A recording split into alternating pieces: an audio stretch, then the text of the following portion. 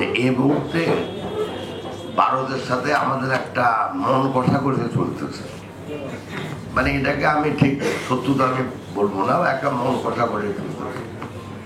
এর কারণ ভারত দীর্ঘদিন ধরে বাংলাদেশের মানে জনগণের সাথে বন্ধুত্ব ভুলে গিয়ে ভারত একটা ব্যক্তি বন্ধুত্ব সৃষ্টি করেছে। এখন এটা ভারতের পক্ষ হঠাৎ করে মেনে নেওয়াটা একটু কষ্ট হচ্ছে যে সেই সরকার এখন আর নাই।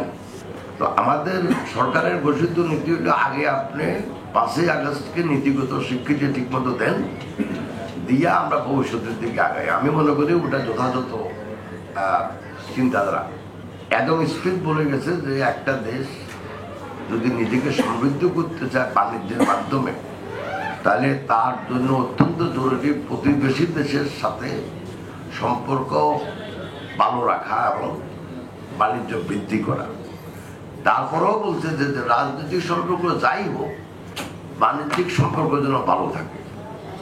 আর যদি আপনার সেটা না থাকে, তাহলে আপনি নিজের কৃষি উৎপাদন বৃদ্ধি করে সমৃদ্ধশালী হতে পারেন, নিজের অন্য কোনোভাবে সমৃদ্ধ হতে পারেন, কিন্তু বাণিজ্যের মাধ্যমে সমৃদ্ধ হওয়ার কোনো স্কোপ আমাদের নাই।